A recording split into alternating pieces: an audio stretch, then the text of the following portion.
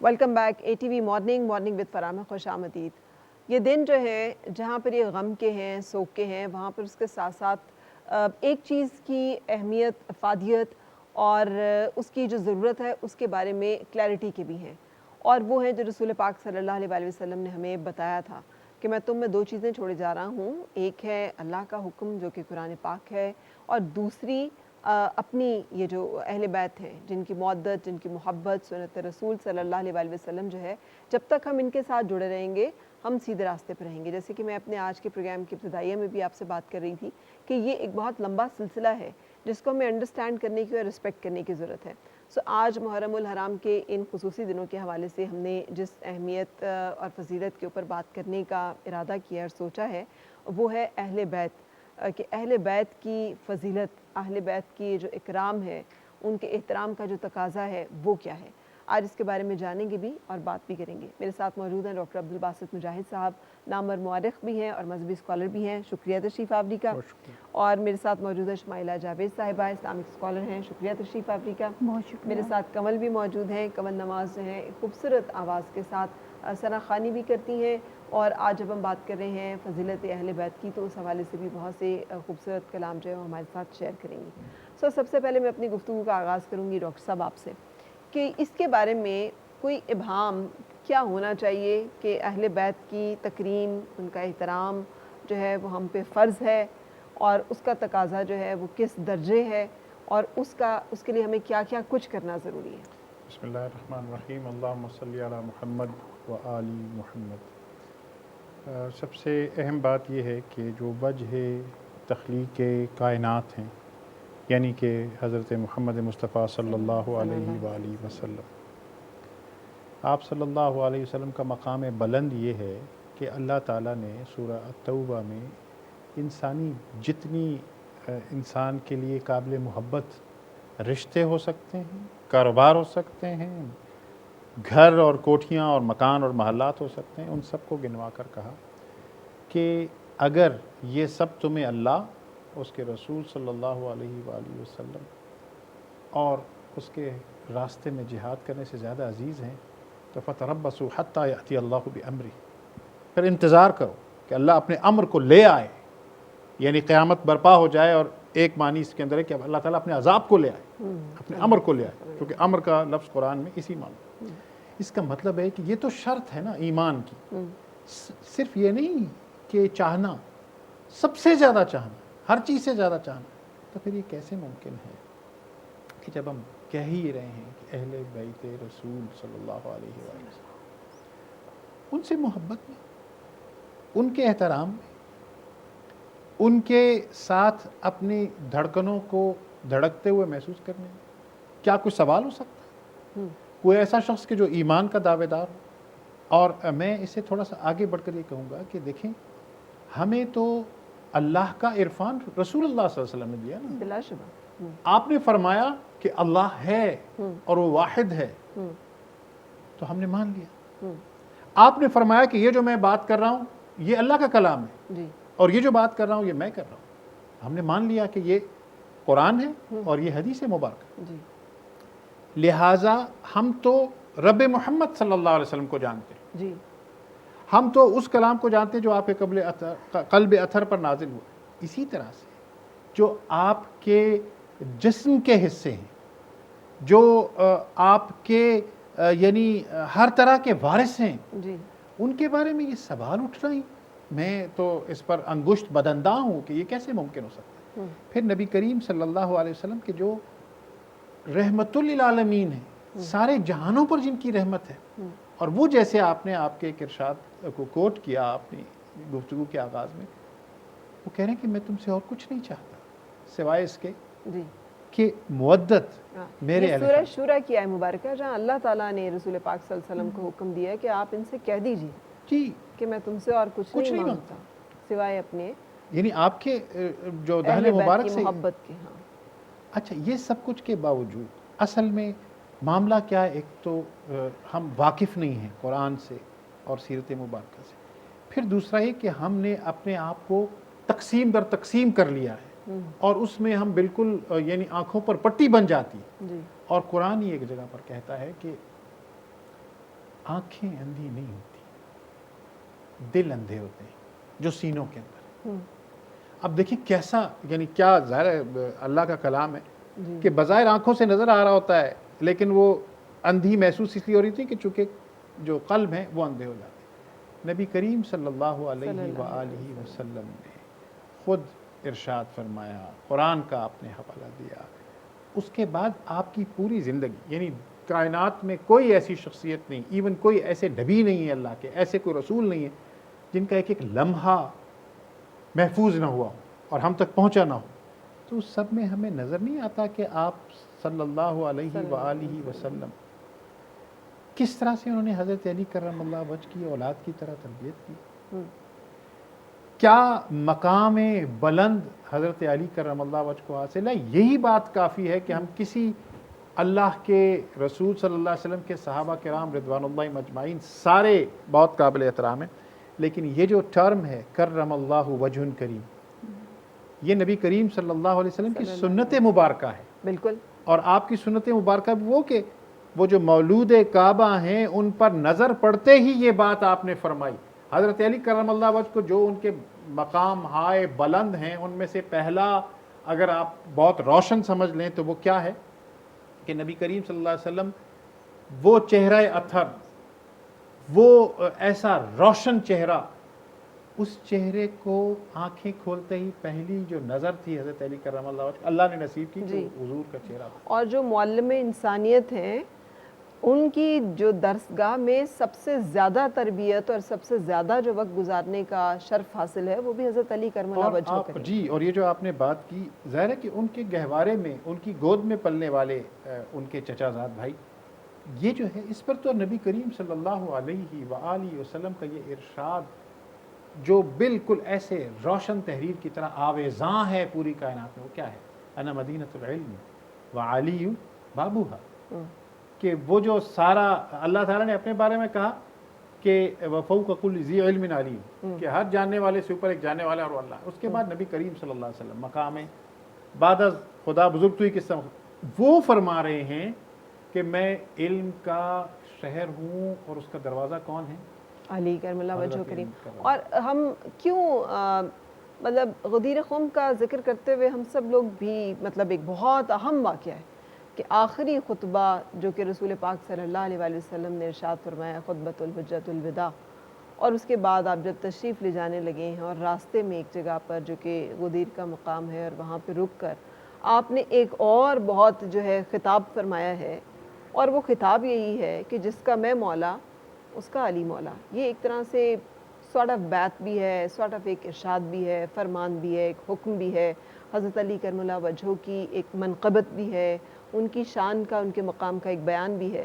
سو یہ بھی کیا کافی نہیں ہے ہمارے لیے اس درجے اور مقام کو سمجھنے کے لیے؟ جی، میں یہی عرض کر رہا ہوں کہ آپ نے خطبہ غدیر کا ذکر کیا ہے، خطبہ غدیر سے پہلے کی بہت ساری ایسی باتیں، یعنی وہ جو ان کا مقام بلند ہے، یہ تو ظاہر خطبہ حجۃ الوداع کے موقع اور اس کے بعد کی بات ہوئی۔ میں تو یہ کہہ رہا ہوں کہ آپ یہ دیکھیے کہ خیبر کے موقع پر نبی کریم صلی اللہ علیہ وسلم نے نہیں فرمایا کہ میں صبح کسی ایسے کو دینے والا ہوں علم، جی، کہ جو پھر یہ اللہ کو محبوب ہے، اور جو اللہ کو محبوب رکھتا ہے اور اللہ جس کو محبوب رکھتا ہے، اور جن کے ہاتھ سے پھر وہ فتح ہونی تھی۔ تو سب صحابہ کرام رضوان اللہ مجمعین یعنی اس امید پہ تھے کہ پتہ نہیں کس کے نام کا یہ تذکرہ ہوگا، اور پھر ہم نے دیکھا کہ فاتح خیبر جن کے نام سے آج بھی یہود جو ہیں وہ لرزاں ہیں، یہ مقام۔ پھر آپ دیکھ لیجئے کہ اس سے کب یعنی ہجرت، اور اس ہجرت میں ہجرت کا موقع، اور جس وقت اللہ نے اذن دیا ہے نبی کریم صلی اللہ علیہ وآلہ وسلم کو، تو وہ موسٹ ٹرسٹ ورتھی ہی ہو سکتا ہے نا، کہ جس کو تلواروں کے سائے میں، کہ جو سارے عرب کے قبائل جو ہے نا وہ گھیراؤ کر کے کھڑے ہوئے ہیں، اور وہ گویا وہ مقتل بنانے کے ارادے سے ہیں خاکم بدہن، تو اس موقع پر انتخاب کن کے نام کا نکلتا ہے؟ اور پھر وہ جو نبی کریم صلی اللہ علیہ وسلم سے تعلق، آپ سے محبت، آپ کا اتباع اور آپ پر ایقان، وہ یہ ہے کہ حضرت علی کرم اللہ وجہ کہتے ہیں مجھے ویسی نیند تو کبھی نہیں آئی جیسی میں اس دن سویا تھی۔ کیوں؟ ایک تو نبی کریم صلی اللہ علیہ وسلم نے یہ مقام دیا کہ میری امانتیں لوٹا کے تم نے آنا ہے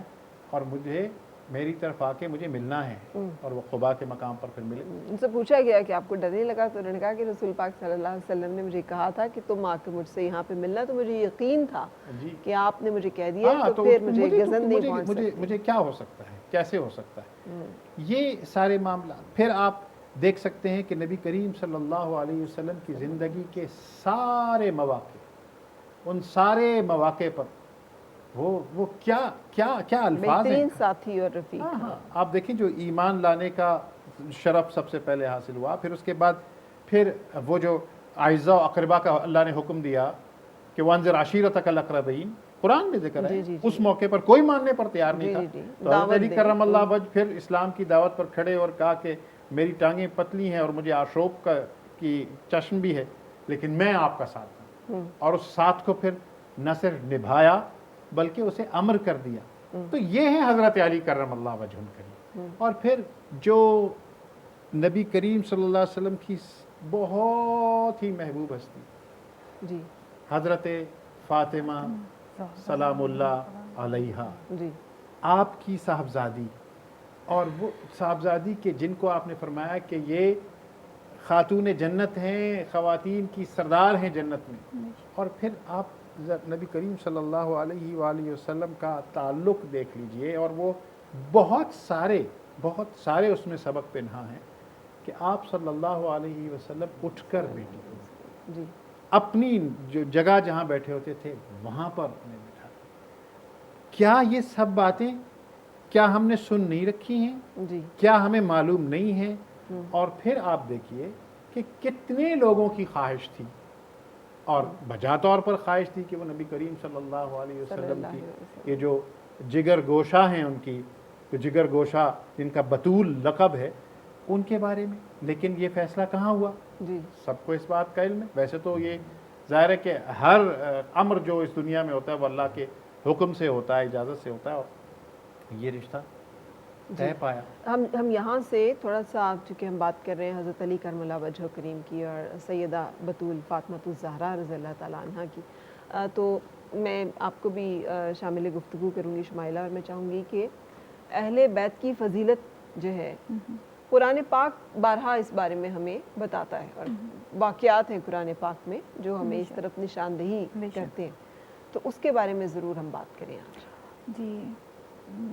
اتنا بڑا ٹاپک اور اتنے بڑے دن اور اتنی بڑی شخصیات، تو میں ایک بڑی بات سے شروع کرنا چاہوں گی کہ نبی پاک صلی اللہ علیہ وآلہ وسلم معراج سے ہمارے لیے نماز کا تحفہ لے کے آئے تھے۔ وہ نماز ہماری مکمل نہیں ہوتی جب تک کہ ہم اس میں درود پاک نہ پڑھ لیں۔ تو جب ہم درود شریف کو دہرائیں تو اس میں ہمیں کیا ملتا ہے؟ اللہم صلی علی محمد وعلی آل محمد۔ آل محمد کے اوپر تو درود نہ بھیجنے کے بغیر تو ہماری 5 وقت کی عبادت بھی کمپلیٹ نہیں ہو رہی۔ اور پھر والا آل، اور پھر برکت نازل فرما اور رحمت نازل فرما، اور اسی طرح سے آل ابراہیم کے اوپر بھی۔ تو ہم حضرت محمد صلی اللہ علیہ وآلہ وسلم کی آل پر اور حضرت ابراہیم علیہ السلام کی آل پر جب تک درود نہیں بھیج لیتے، سلامتی نہیں بھیج لیتے، تب تک تو ہماری عبادت ہی قبول نہیں ہو رہی۔ پھر اس کے علاوہ ہم کوئی بھی دعا کسی کے وسیلے سے مانگتے ہیں، جیسے کوئی بھی کام کسی بھی ادارے میں ہے، پاکستان کا ایک آپ کو پتہ ہے کلچر ہے، بہت سارے علاقوں کا یہ کلچر ہے کہ ہم کسی ریفرنس کو دیکھتے ہیں کہ ہم کسی ریفرنس سے جائیں تاکہ ہمارا کام جلدی ہو جائے۔ تو ہم نے جب بھی دعا مانگنی ہو، ہم درود شریف اول آخر اس کی تکرار کرتے ہیں تاکہ ہماری عرضی جلدی پہنچ جائے۔ ایک تو یہ بات ہو گئی۔ دوسری بات یہ کہ بہت سارے ایسے واقعات ہیں کہ آپ نے دیکھا ہوگا کہ کسی بڑی ہستی کے ساتھ ریلیٹڈ جو لوگ ہوتے ہیں وہ اس پروٹوکول کو انجوائے کرتے ہیں۔ کوئی وزیر مشیر ہیں، یہ وزیر صاحب کے مشیر صاحب کے بیٹے آ گئے ہیں، یا کسی بھی نسبت کے ساتھ، ایون کہ اساتذہ کے جو ان کی اولادیں ہیں وہ اس پروٹوکول کو انجوائے کرتی ہیں۔ لیکن ہم نے جب تاریخ میں دیکھا تو ہم نے دیکھا کہ ابراہیم علیہ السلام کا پروٹوکول جو اللہ کے پاس تھا، ان کی جو ایک قصر نفسی تھی، جو ان کی طہارت پہ زندگی تھی، اسلام کے اوپر قائم رہنا تھا، ان کے بیٹے نے ان کی اسی لائنیج کو فالو کیا جو ابھی ہم ذی الحج میں گزار کے آئے۔ حضرت اسماعیل علیہ السلام نے اپنے باپ کی اسی لائنیج کو آگے بڑھایا۔ سیم ہم یہاں پہ دیکھتے ہیں کہ نبی پاک صلی اللہ علیہ وآلہ وسلم نے شیب ابی طالب میں مشکل وقت گزارا، تو وقت تو آسان ابو طالب نے حضرت علی رضی اللہ تعالیٰ عنہ نے بھی نہیں گزارا تھا، آسانی کی زندگی تو حضرت فاطمہ نے بھی نہیں گزاری تھی، امام حسن اور امام حسین نے بھی نہیں گزاری تھی، اور نبی پاک صلی اللہ علیہ وآلہ وسلم کی گود میں جب پیدا ہوتے ہیں امام حسین تو ان کی گود میں آتے ہیں، تو کیسے انہوں نے اپنی زبان سے، جسے ہم اپنی زبان میں گھٹی کہتے ہیں، تو اپنی زبان سے ان کی زبان کو ترک کیا، تو سلسلہ تو وہیں سے چل پڑا۔ پھر حضرت امام حسین کا نام کہاں سے آیا؟ جنت سے آیا۔ امام حسین کا نام حضور صلی اللہ علیہ وآلہ وسلم نے حسین رکھا۔ پھر یہ دیکھیں کہ نبی پاک صلی اللہ علیہ وآلہ وسلم کو اس چیز کا اندازہ تھا اپنی زندگی میں کہ ایک دن حسین کے ساتھ یہ سب سانیہ پیش آئے گا، یہ بھی ایک محبت ہے۔ کہاں تو وہ اپنے سجدے لمبے کر لیتے ہیں امام حسین کی وجہ سے، کہاں وہ اپنے کندھوں کے اوپر امام حسین کو پیار سے لیے پھرتے ہیں، اور اصحاب کی بھی نظر، حضرت عثمان رضی اللہ تعالیٰ عنہ حضرت امام حسین کو ایک دفعہ کہتے ہیں کہ جب آپ مسکراتے ہیں تو جنت کے شہزادے مسکراتے ہیں، جنہیں سید الشباب کہا گیا، امام حسن اور حسین جو کہ جنت کے شہزادے ہیں۔ اسی طرح سے جب ہم وسیلے سے مانگتے ہیں تو حضرت فاطمہ کے وسیلے سے مانگتے ہیں، حضرت امام حسن اور حسین کے وسیلے سے مانگتے ہیں۔ ابھی آپ نے قرآن پاک کی آیات کا ذکر کیا تو آیات مباہلہ، جبکہ نبی پاک صلی اللہ علیہ وآلہ وسلم نے حضرت علی رضی اللہ تعالیٰ عنہ، حضرت فاطمہ رضی اللہ تعالیٰ عنہ، امام حسن اور امام حسین کے اوپر اپنی چادر ڈالی، جی، اور آیات مباہلہ کا ذکر اور آتا ہے قرآن وہ اس پاک کا میں۔ واقعے کا بھی پورا بہت جی ذکر بالکل، برمحل ہے بالکل۔ کہ کیوں ڈالی، کیونکہ نجران کا جو وفد آیا، جو واقعہ وہ اسی طرح سے ہے، اور انہوں نے کہا ایک جو ہے آرگیومنٹ رسول اللہ پاک کی وحدانیت کے اوپر ساری بات چیت، اور جب وہ کسی اس پہ منتج نہیں ہوا تو انہوں نے کہا کہ آپ اپنے اور بیٹے اور اپنے گھر والے لیں اور ہم اپنے لے آتے ہیں، جی، اور یہ مباہلہ عربوں کا کر ایک لیتے ہیں۔ ٹریڈیشن ہے، اور مباہلہ یہ کرنا ہوتا اپنے ہے گھر کہ والوں وہ کے پھر ساتھ۔ ایک بد دعا جو ہے وہ دی جاتی ہے، اور وہ بد دعا جو ہے وہ پھر فرم ہوتی ہے۔ سو جیسے ہی رسول پاک صلی اللہ علیہ وآلہ وسلم اپنی جلوہ میں ایک طرف حضرت سیدہ فاطمہ الزہرا رضی اللہ تعالیٰ عنہ، سید امام حسن، حضرت علی کرم اللہ وجہہ، حضرت امام حسین رضی اللہ تعالیٰ عنہ آتے ہیں، تو ان کے چہرے دیکھ کر ہی ان پر خوف طاری ہو جاتا ہے، اور وہ کہتے ہیں کہ ان کی بد دعا جو ہے، اگر انہوں نے بد دعا دے دی تو ہم نیست و نابود ہو جائیں گے، تو مباہلہ نہیں یہاں پہ ہو سکتا، آپ یہاں پر معافی مانگ لیں۔ ایسا ہی ہے یہ واقعہ، یہ اسی طرح سے ہوتا ہے، یا اس میں کچھ جی اگر جی ایسے ہی ہے، اور مباہلے میں ہوتا ہی یہی ہے، ہاں۔ ظاہر آرگومنٹ ہوتا ہے، اور اس کے بعد وہ سب کی ٹریڈیشن تھی وہ نیست و نابود کر دینے کے معاملے کی ہی ہوتی ہے، بد دعا ہوتی ہے۔ تو وہ ان کی صورتیں، ان کی چہرے دیکھ کر ڈر گئے کہ یہ چہرے جو ہیں، اگر انہوں نے ہمیں بد دعا دے دی، یا ان کے منہ سے کچھ لفظ ایسے نکل آئے تو ہم برباد ہو جائیں گے۔ تو وہ وہاں سے مباہلے کے بغیر انہوں نے جو ہے وہ وہاں سے جانے میں اپنی عافیت سمجھی۔ سو وہ ہم سے بہتر ہے کہ وہ پہچان گئے، دیکھ کر نہ ماننے کے باوجود وہ پہچان گئے۔ اس کی ایک چھوٹی سی میں آپ کو یہیں پہ ایک ایگزامپل دیتی چلوں کہ امیر معاویہ جب انہوں نے یزید کو نومینیٹ کیا تھا اپنی لائنیج کو آگے چلانے کے لیے، اور جب انہوں نے نومینیٹ کیا تو اس وقت انہوں نے وصیت میں یہ بات کہی تھی، 5 لوگوں کا انہوں نے ذکر کیا تھا، حضرت امام حسین کا ذکر کیا تھا، عبداللہ بن عباس کا ذکر کیا تھا، عبداللہ بن عمر کا ذکر کیا تھا، اور عبداللہ بن زبیر کا ذکر کیا تھا، اور عبد الرحمن بن ابی بکر کا ذکر کیا تھا، اور حضرت امام حسین کا ذکر کرتے وقت انہوں نے یہ کہا تھا کہ وہ عرفہ ہیں، وہ عرفہ اور اعلیٰ ہیں، اور ان 5 لوگوں کے معاملے میں تم ذرا دھیان رکھنا،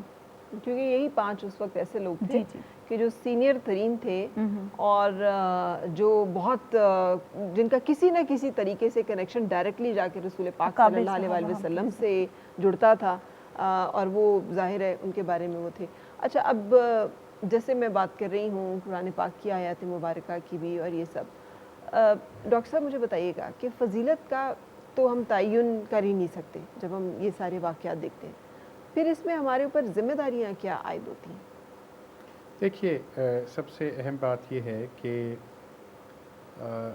ہمیں جس سے محبت ہوتی ہے، جس سے عقیدت ہوتی ہے، اس کی ناراضگی کا، اس کی دل آزاری کا ہمیں خوف ہوا کرتا ہے، کسی عام سے عام سے انسان سے بھی ہو، تو یہ تو ہمارے ایمان کا تقاضا ہے نا۔ نبی کریم صلی اللہ علیہ وسلم، اگر ہم ان کی اولاد کی فضیلت سے آگاہ ہیں تو ہمیں ان کے فوٹ سٹیپس کو فالو کرنا ہے، ٹھیک ہے، اب یہاں صرف پہ آئیڈیلائز نہیں کرنا، فالو کرنا ہے۔ بالکل سے، اور وہ فالو کرنے میں ہمارے لیے کیا مثالیں موجود ہیں، ہم اس کے بارے میں بھی جانیں گے اور بات کریں گے، لیکن بریک کے لیے رکنے کا وقت ہے، بریک کے بعد پھر آپ سے ملاقات۔